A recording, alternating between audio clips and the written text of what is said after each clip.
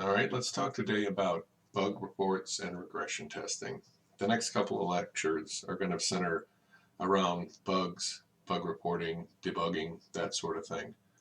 Um, so, so the result of a bug report, usually an external bug report, is a regression test. But we'll see kind of what that whole process looks like.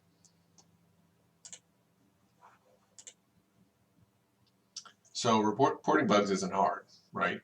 Oftentimes, though, what happens is we hurriedly produce the bug report without thinking hard about the person at the other end who's going to have to deal with this bug report. You can save people, uh, including yourself, a lot of time and effort if you do a good job of writing the bug report the first time. So there are some results from a badly written bug report, and some of those are you're going to waste your time reporting a bug incorrectly and will likely need to rewrite it, or the bug will get lost because it won't be addressed. You're going to waste time of other people. Somebody, and sometimes more than just one somebody, will have to deal with that bug report at least at initial level. So it will come in, somebody's going to do an initial analysis of it. Maybe it'll get prioritized. Maybe a severity will be placed on it. It might be forwarded to a development team.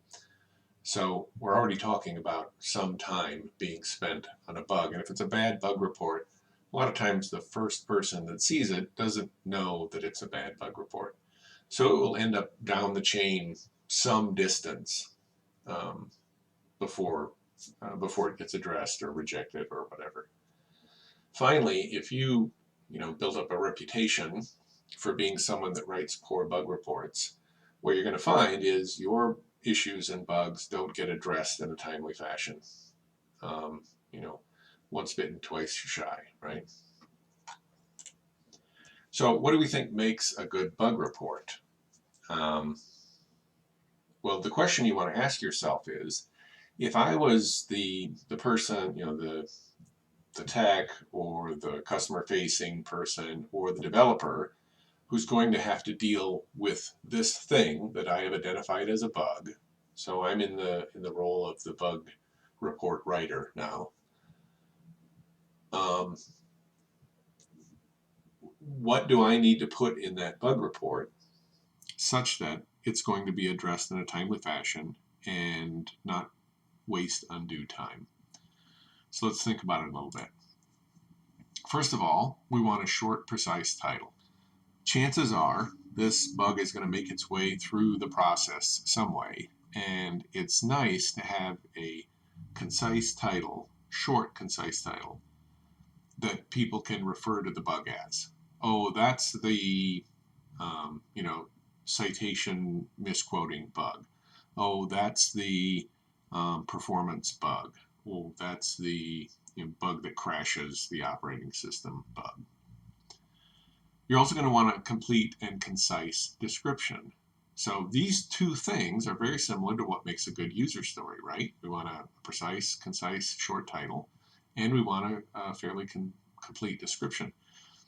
Um, Typically, the complete description doesn't try to tell the ultimate handler of the bug how they're going to handle it or where the bug is. Maybe you have some insight into the actual application that's being debugged or that has the bug that's being reported, and you can give hints as to what you think it is.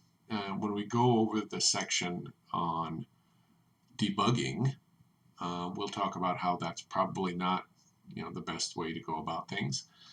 A complete description includes complete steps to reproduce the bug. In other words, starting from ground zero, do I start the application? Do I load some data set?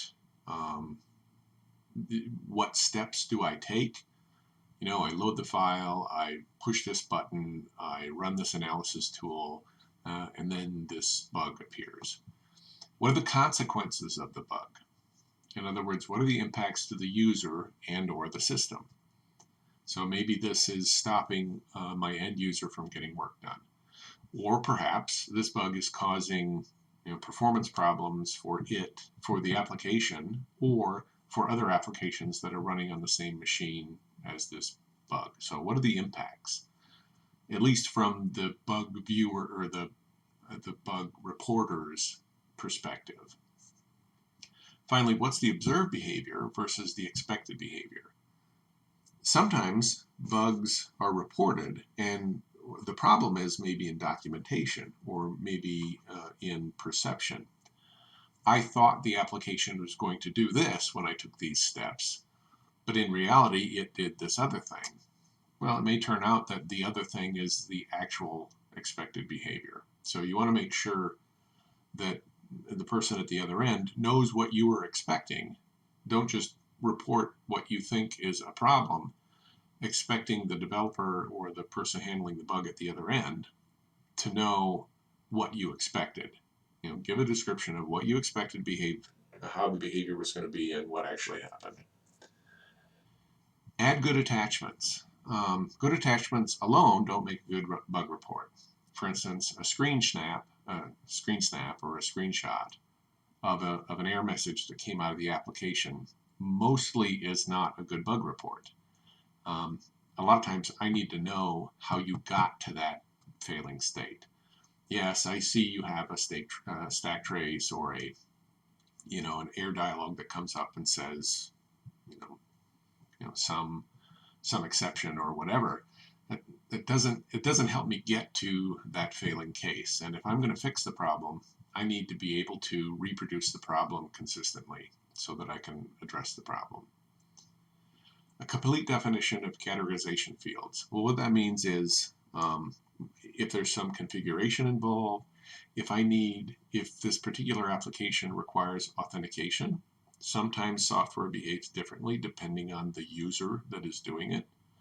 For example, we're all familiar with software that has kind of admin logons and user logons and, kind of intermediate logons. Different authentication may have different sets of privileges, which can change the behavior of the application. So we want to make sure that that's part of what we say. Oh, I was using test account test 001. This is the authentication information for that test account. So maybe the developer can log on as that actual test person with their account and reproduce the problem. All of those sorts of things, right? Maybe what group am I in, or that sort of thing. Sometimes you're able, as the bug writer, you're able to give an initial severity and priority assessment of the problem. Sometimes you're not. Sometimes you just, going back to consequences of the bug, you can simply say, well, I'm this type of user. This operation happens frequently, so this is an important bug to me. Or maybe I'm this type of user. This is a pretty, rare set of circumstances, but the problem is showing up when I do this rare sort of thing. That gives the person at the other end some insight as to, and input at least, as to how to set the priority and severity. Finally, you own the bug. Once you write a bug report in kind of product level software cases, you own the bug until it gets closed or rejected or asks for initial or consistent and additional information. So one of the things you're required to do is be responsive to developers or whoever is addressing the bug so that you can actually, maybe you gave some attachments, but there was one specific thing that you didn't attach, but they need you to, or maybe you forgot to describe, for instance, the version of the software that you were running, or some detail about the hardware that you were running it on, or something like that. You own that bug until it gets addressed. So a short, precise title. What does that look like? Error found in application. Probably not the best sort of title. A little bit too generic. Should be a single sentence because you want, as I said, this is going to work its way through the process. You want to have a nice handle for people to use. An example of a bad one might be user cannot use German. Does that mean he just never learned German? Does it mean, what does that mean? I don't know. Maybe a better one would be unable to log onto the system when username contains non-ASCII characters. Oh, okay. So if my username has umlauts in it, or any of those special uh, you know UTF-8 sort of characters, there's some problem. Okay, that helps me tremendously. Another bad one: server crashes due to log. No, almost no help at all there. Better, log files do not rotate. Logs fill the disk and cause system to crash. Okay, now that makes sense. I know that log files get written to a particular place. On Linux, maybe it's var log. I know that that partition usually has limited storage. Once you fill up that storage, it may be attached to, like the temp partition or something, and that causes all sorts of problems.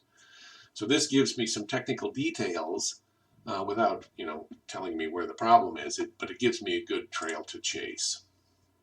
So a concise but complete description can have lots of things in it, and it's hard to list them all here because every application is a little different. But these four here are pretty good starts. The version of the software, maybe this is the first time you release the software, so it's version 1.0, and I know that's the one you're using. Or maybe this is Microsoft Word, and there are lots of software versions out there, and I need to know which one you're using. The user account and the account IDs, usernames and IDs. I want to be able to log on as the person who saw this failure because of reasons. Platform information, and this can have a lot in it. OS, hardware, any devices that you're using, especially devices that are non-standard, right? So I happen to be using, let's say, a high-end gaming keyboard, or a joystick for input instead of a mouse, or whatever. Anything, especially anything out of the ordinary that the application may use, doesn't hurt to mention it. Sequence of commands, inputs, and interactions necessary to cause the problem. And this one again is going to be bug specific. If you're part of a test group, and a lot of you, once your first job or two, it's not uncommon for when you join a development group for you to get put on the bug team, the bug chasing team, or on the QA team, running tests. And what happens when you're in that situation is you've kind of got these scripts that you might have to go through to do manual testing or whatever. And what tends to happen is you'll kind of run one after another. And since most of these are system level tests or integration level tests, they don't need to follow the rule of can be run in any order, like unit tests, for instance. So sometimes what happens is you run a couple of tests and they seem to pass just fine, and then you run a test and it fails. So you write up the steps that you took when running this test. Although what ended up happening was one of the previous tests set some sort of internal state in the application or in the machine or whatever. And the sequence of commands that you send to the developer, when he or she does those in isolation, everything works fine because that bad state didn't get set. So a lot of times when you're writing bug reports, kind of flatten the earth after you capture the sequence of commands that you believe will cause the problem. Flatten the earth, in other words, maybe log off or clear your cookies if it's a browser-based thing, or whatever kind of getting back to ground zero needs to be, and then run those steps and see if the problem still appears. If it doesn't, then chances are when you send this to a developer, they're going to say, I couldn't reproduce this. And they're not being lazy. What's happening is they don't know the other 3 tests that you ran before you ran this set of commands to get the failure. So they're just working on what you sent them. So be diligent about actually saying what leads up to the bug. Consequences of the bug. What's the fallout? If this bug shows up, who does it affect? How badly does it affect them? How often does it affect them? That sort of thing. So don't just say bug makes the product unusable. Not particularly helpful. Maybe instead, the bug causes a corruption in the document, which results in the table of contents being deleted. Okay, well, if I know a little bit about the application and the documents that are being worked on, I probably have a pretty good idea that the table of contents being deleted is a bad thing in general. This issue occurs all the time. Probably an exaggeration. Users add legal citations to the document frequently, which causes this bug to occur. Okay, now I know. Because this bug occurs when users are adding legal citations, and that's one of the main features of our software, yes, this probably should have a high priority and severity. Expected versus actual behavior. We talked about this a little bit earlier. But we want to say why we think this is wrong, right? Give me an explanation. Now, certain behaviors are always wrong, regardless of what your expectations are. If the application crashes, if it hangs, if it loses data, or corrupts data, or adversely impacts other software running on the system, all of those are always wrong, right? So you don't have to say application crashes. I expected the application not to crash. Yes, that's a reasonable expectation. If the issue makes the application uncomfortable or cumbersome during a usage, it should be described along with a suggestion for a remedy. So bad would be, this color palette is all wrong. Well, one person's bad color palette is another person's wonderful color palette. But if the problem with the colors is the fact that because of the color palette I use, the background versus the text of a button, made the text almost unreadable for most people with normal color discrimination, okay, that makes it more clear, right? If I have a bright yellow on a white page, that's sometimes hard to read, a lot of times hard to read. So good attachments. Especially true when you need to show GUI malfunctions, error messages, log files that support the description of the problem. So there may be some really important things in the log file, but perhaps it's just the last 50 or 100 lines in the log file, and the log file is a couple of megabytes. No point in sending the couple of megabytes when it's pretty clear that the problem exists in the log file, just in a section of it. Maybe you don't know that, right? Maybe you look at the log file. Maybe the log file isn't human readable, and you got to send the whole thing. That's something else. But if it's text, then it's fairly readable, and you can see kind of when the error started showing up. I guess the idea would be to err on the side of more information, unless it's ridiculously more, right? Nobody wants a 4 gigabyte text log file attached to a bug report. You almost never need the 4 gigabytes. So if the reporting tool you use, and a lot of them do, there's an integrated bug tracking software with Visual Studio called TFS. There's a lot of them, and a lot of them will allow you to compress these attachments. So use that if it's there. Complete definition and categorization. And a lot of these bug tracking tools give you a template, right? And they list all these things. It looks a little onerous to some people because it's like, well, it's clear what the problem is, and of course I'm running this release or whatever. And different organizations will have different rules about what parts of those templates need to be filled out. You just make sure that you fill out the parts that are required.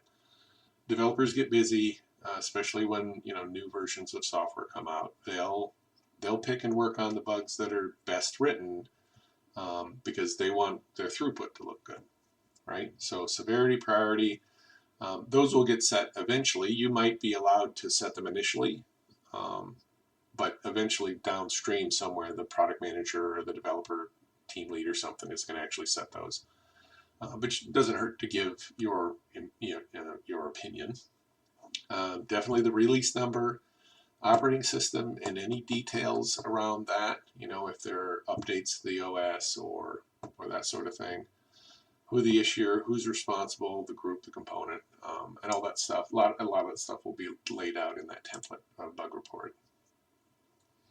So one of the cardinal sins in testing groups is to over-prioritize your bugs. We all think that we're very important and the things we find are super high priority and severe.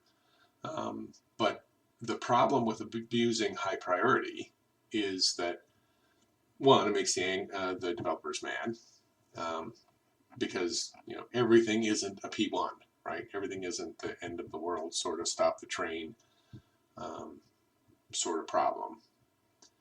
If you highly prioritize all your bugs, all you're saying to the developers is go ahead and assign your own priorities, because if everything's a P1, I'll just work on the ones that look the easiest.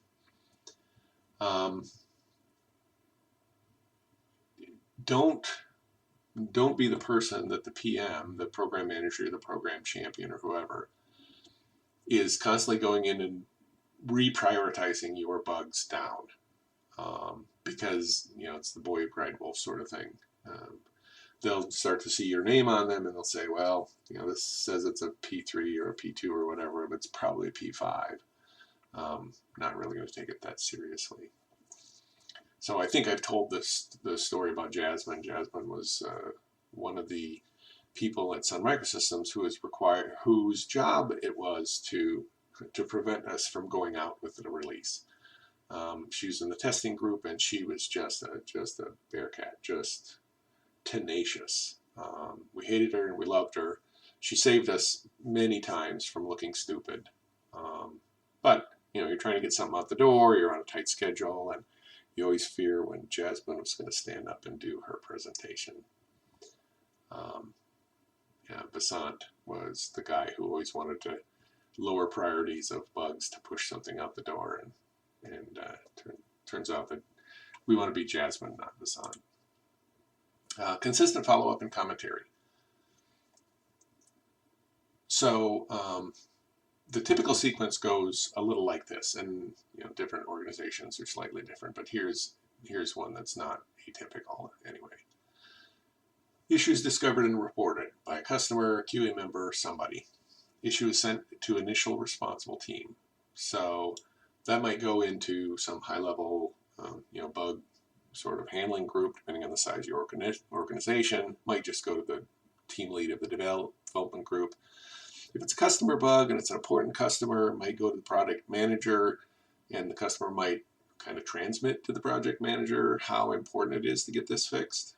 QA member writes a regression test which reproduces the problem.